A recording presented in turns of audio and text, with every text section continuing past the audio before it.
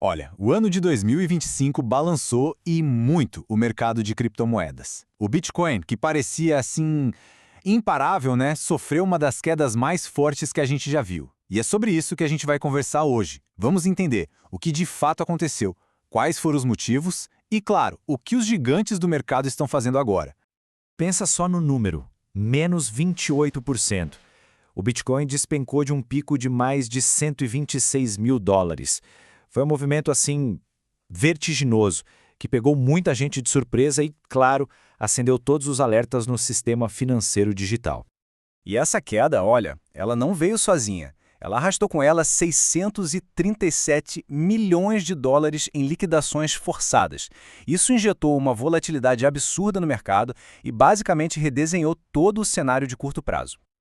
Então, para a gente entender bem essa história toda, vamos seguir um roteiro simples. A gente vai olhar para a queda em si, entender os porquês, ver o que os grandes nomes estão falando, explorar os cenários possíveis e, no final, pensar em como se posicionar.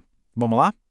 É super importante entender o seguinte: isso não foi uma correçãozinha de preço, não. O que a gente viu foi uma tempestade perfeita, sabe? Uma convergência de vários fatores, tanto da economia global quanto de problemas internos do próprio mercado cripto. E a gente vai destrinchar isso agora. O primeiro gatilho veio de fora do mundo cripto. Veio lá do Banco Central Americano, o FED. O mercado estava super confiante, com 90% de certeza que eles iam cortar os juros. Dinheiro mais barato, né? Só que, de repente, essa expectativa caiu pela metade. E a regra é clara: quando o dinheiro fica mais caro, o pessoal corre de ativos de maior risco. E o Bitcoin está nessa lista. Essa mudança de humor na macroeconomia foi o que começou o efeito dominó. O preço começou a cair. Aí quem estava muito alavancado, operando com dinheiro emprestado, começou a ser liquidado à força. Isso gerou mais venda, que derrubou mais ainda o preço, que liquidou mais gente. Um ciclo vicioso que se alimentou sozinho. Essa frase da Wendy Kai, da Sign Futures, resume perfeitamente o que aconteceu. Não foi uma venda natural, sabe? Foi uma espiral de liquidações que simplesmente amplificou a queda de uma forma brutal. Mas calma, não foi só a economia global. Tiveram duas rachaduras gigantescas que apareceram dentro da própria estrutura do mercado cripto. E isso adicionou um estresse imenso, muito específico do nosso ecossistema. A primeira veio de um comentário do Arthur Hayes, que é um nome de peso. Ele levantou uma dúvida sobre a Tether, a USDT. Ele basicamente disse que as reservas da Tether poderiam não ser suficientes, o que, em teoria, deixaria a principal stablecoin do mercado insolvente. Imagina só o pilar de todo o sistema balançando. Foi pânico na certa. E o segundo golpe, esse veio da MicroStrategy, a empresa que tem mais Bitcoin no mundo. Pela primeira vez, o CEO deles admitiu que talvez precisassem vender. Para um mercado que só via MicroStrategy comprar, comprar e comprar, isso foi um choque, um sinal claro de que a pressão tinha chegado num nível altíssimo. Ok, então no meio desse caos todo, como é que as figuras mais importantes do mercado estão reagindo? A posição de cada um deles dá pistas bem importantes sobre o que está acontecendo. E o que é mais interessante aqui é justamente o contraste, né? De um lado você tem o Arthur Hayes, que mesmo depois de apontar o risco da Tether, continua super otimista. Do outro, o Michael Saylor, que continua comprando, mas de um jeito muito mais cauteloso. E aí tem o Elon Musk, que parece estar em outra frequência, mais filosófico, pensando no longo prazo e saindo da discussão do preço do dia a dia. Essa nova estratégia do Michael Saylor, a ofensiva-defensiva, merece uma atenção especial. O que é isso? É basicamente ele continuando a comprar, acreditando no longo prazo, mas ao mesmo tempo montando uma reserva bilionária em dólar para se proteger. É a convicção de longo prazo com o pé no chão para os riscos de agora.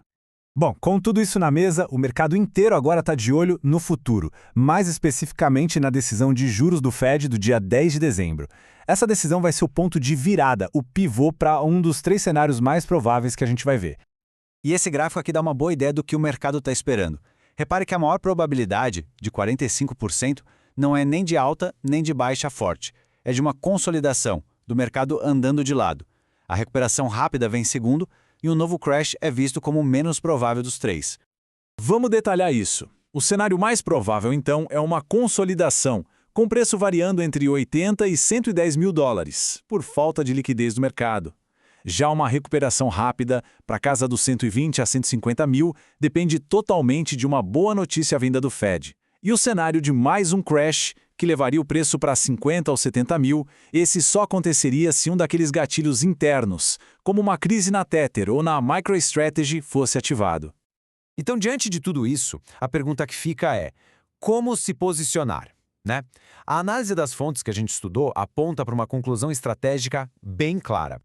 E o ponto principal é este aqui. A visão que prevalece entre os analistas mais experientes é que agora não é hora de ficar tentando adivinhar o fundo do poço ou de especular no curto prazo. A leitura é que essa é uma janela de oportunidade de 3 a 6 meses para acumular, pensando já no próximo ciclo de alta.